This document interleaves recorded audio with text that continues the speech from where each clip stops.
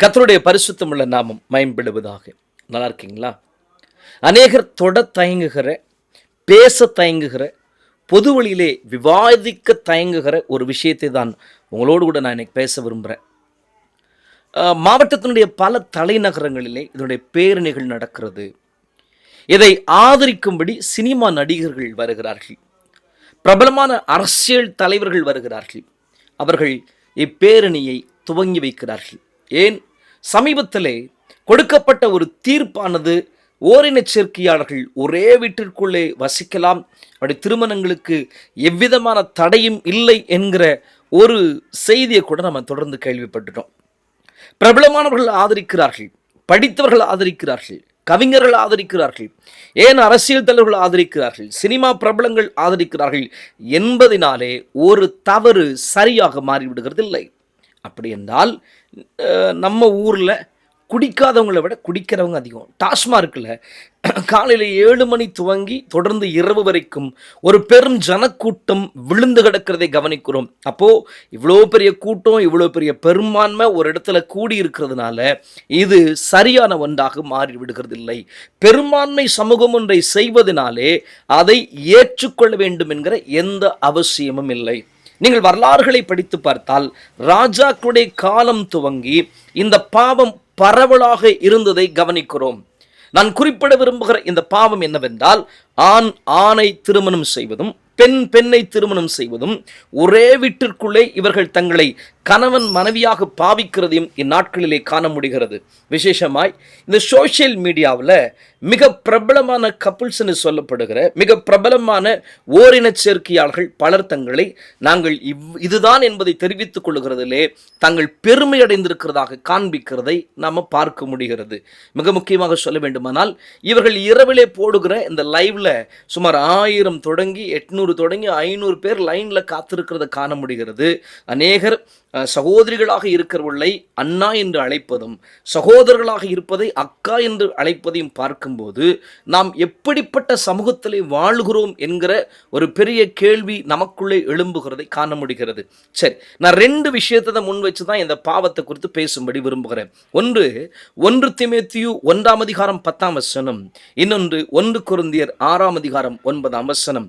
அநியாயக்காரர் தேவனுடைய ராஜ்யத்தை சுதந்திரிப்பதில்லை என்று அறிவீர்களா என்று கேட்டுவிட்டு, விபச்சாரக்காரர், பொருளாசைக்காரர், விக்கிரக ஆராதனைக்காரர் என்கிற ஒரு பெரிய லிஸ்ட பைபிள் சொல்லிட்டு மிக முக்கியமாக ஆண் புணர்ச்சிக்காரர்கள் என்கிற ஒரு வார்த்தையை வேதாகமும் பயன்படுத்துகிறதை காண்கிறோம். இன்றைக்கு கிறிஸ்தவம் பரவலாக இருக்கிற மேலை நாடுகளிலே கூட இப்படிப்பட்ட திருமணங்கள் அங்கீகரிக்கப்படுகிறது. நான் சாட்ஜிபிடி இடத்துல இதை குறித்து நான் அதனுடைய கருத்து என்ன என்பதை தெரிந்து கொள்ள வேண்டும் என்று அதனோடு கூட உரையாடி கொண்டிருக்கிற போது அது சொல்லுகிற காரியம் என்னவென்றால், வேதத்தின்படி இது தவறு என்று அது குறிப்பிடாமல் அது என்னவென்று குறிப்பிடுகிறது என்றால், கிறிஸ்துவ பாரம்பரியத்தின்படி இது தவறென்று சொல்லுகிறார்கள் என்பதாக அது குறிப்பிடுகிறதை கவனிக்கிறோம். அதற்கு வேதாகமத்தை கிறிஸ்தவர்கள் இதெல்லாம் காரணமாக காண்பிக்கிறார்கள் என்கிற ஒரு காரியத்தை அது எடுத்து வைத்ததை காண முடிந்தது. அப்படின்னா என்னன்னா, ஒரு பெரும்பான்மையான ஆட்கள் இதை என்னன்னு சொல்றாங்க அப்படின்னா, இல்லை இது பாவம் இல்லை, இது அவரவர்களுக்கு இருக்கிற உணர்வுகள், அவரவருடைய உடல், இது அவரவருடைய உரிமை என்பதாக பேசுகிறார்கள். ஆனால் வேதம் சொல்லுகிறது ஆண் புணர்ச்சி என்பது பாவம் என்று கர்த்தருடைய வேதம் சொல்லுகிறது. தேவன் ஆணும் பெண்ணுமாக அவர்களை சிருஷ்டித்தார், வேதம் அப்படித்தான் குறிப்பிடுகிறது. அப்ப வேதாகமத்தினுடைய அடிப்படை சத்தியம் என்ன?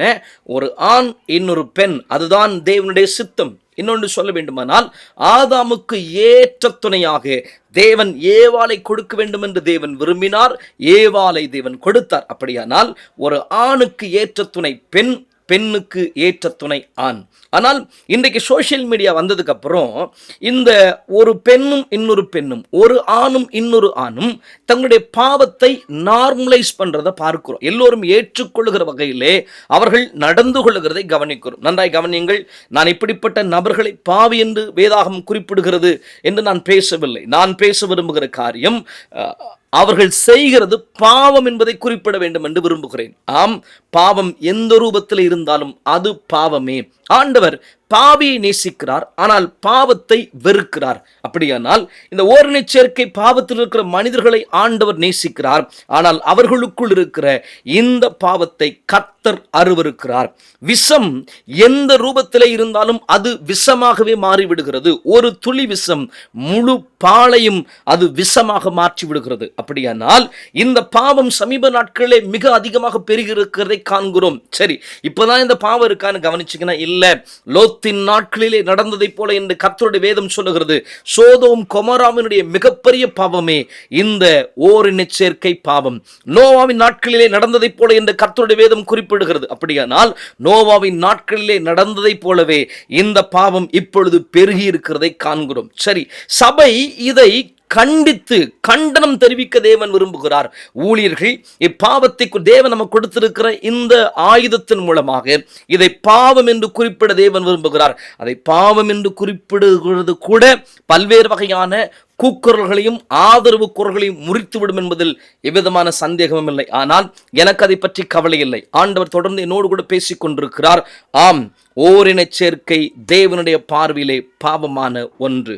ஆண் புணர்ச்சியானாலும் சரி, அல்லது பெண்ணை திருமணம் செய்து கொள்கிற காரியமானாலும் சரி, ஒருவேளை சட்டத்தின்படி இது ஞானமான ஒன்றாக, சட்டத்தின்படி இது சட்டத்தின்படியான ஒன்றாக இருக்கலாம், ஆனால் வேதாகமத்தின்படி இது பாவம் என்று கர்த்தருடைய வேதம் குறிப்பிடுகிறது.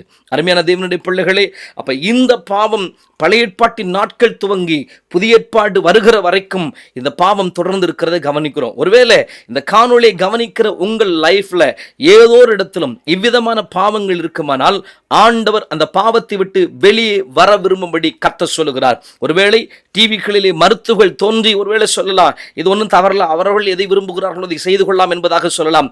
ஆனால் இவர்கள் சொல்லுகிறார்கள் என்பதற்காக பாவம் சரியாக மாறிவிடுகிறதில்லை. பாவம் என்றால் பாவம். என தேவ திட்டம் அதுதான். ஒருவேளை ஆதாமுக்கு ஸ்டீவை உண்டாக்க வேண்டும் என்பது தேவ திட்டமாக இருக்குமானால் தேவன் ஆதாமுக்கு ஸ்டீவை கர்த்தர் உண்டாக்கி இருப்பார். ஆனால் தேவ திட்டம் என்ன?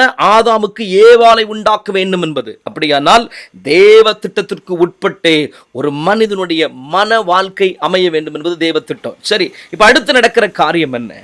இது ஏன் தேவ திட்டத்துக்கான அடுத்து விரோதமான காரியம் என்று சொல்கிறேன் என்றால், ஆண்டவர் சொன்னார், நீங்கள் பலுகி பெருகி பூமியை என்ன செய்யுங்கள், நிரப்புங்கள். அப்ப தேவ திட்டம் என்னன்னா, பழுகுவதும் பெருகுவதும் சந்ததிகளை உருவாக்குவதுமே தேவ திட்டம். ஒரு ஆண் இன்னொரு ஆணோடு கூட இணைகிற போது எப்படி ஒரு சந்ததியை உருவாக்க முடியும்? ஒரு பெண் இன்னொரு பெண்ணோடு கூட இணைகிற போது எப்படி சந்ததியை உருவாக்க முடியும்? அப்படியானால் தேவ திட்டம் என்ன? ஒரு ஆணும் பெண்ணும் குடும்பம் நடத்துகிறதே தேவ திட்டம். ஒருவேளை உங்களை சார்ந்த யாராகிலும் ஒருவர் பாவங்களுக்குள்ளே இருப்பார்களானால் ஆண்டவர் அவர்களை நேசிக்கிறார் என்கிற ஒரு செய்தியை அவர்களுக்கு சொல்ல வேண்டும். அதே நேரத்திலே அவர்கள் செய்கிறது பாவம் என்பதை அவர்களுக்கு சொல்ல வேண்டும். ஏனென்றால் உணர்ச்சிகள் இருக்கிறபடியினால் இந்த உணர்ச்சிகளை வெளிப்படுத்த வேண்டும் என்று சமூகம் யோசிக்க ஆரம்பிக்குமானால் நீங்கள் சற்று யோசித்து பாருங்கள்.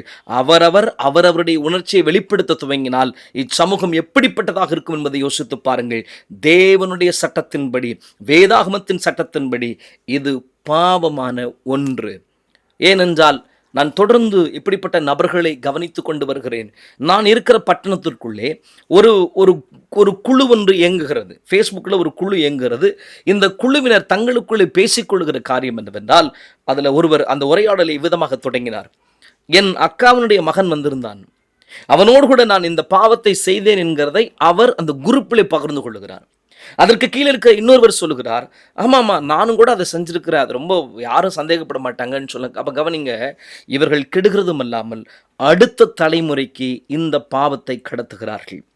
அப்போ இது எவ்வளோ பெரிய கேடு, கலாச்சார சீர்கேடு மட்டுமல்ல, மனித வாழ்க்கைக்கான ஒழுக்கச் சீர்கேடாக இருக்கிறதை கவனிக்கிறோம். அப்போது தேவனுடைய பிள்ளைகள் இதை அறிந்து ஜெபம் பண்ணணும், அவர்கள் மேலே கவனம் வைக்கணும். இது ரொம்ப அவசியமான ஒன்று.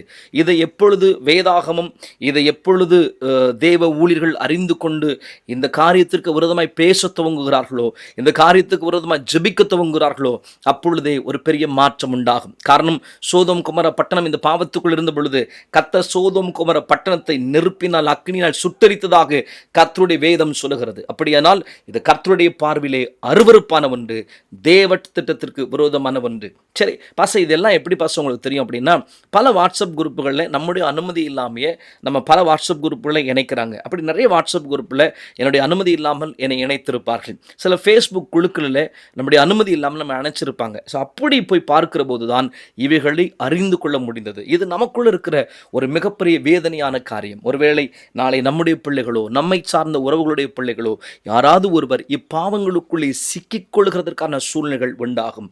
நம்ம ரொம்ப கவனமாக இருக்கணும். நம்ம இதுக்காக கருத்தா ஜெபம் பண்ணணும். இது பாவம். கர்த்தர் பாவியை நேசிக்கிறார், ஆனால் பாவத்தை வெறுக்கிறார்.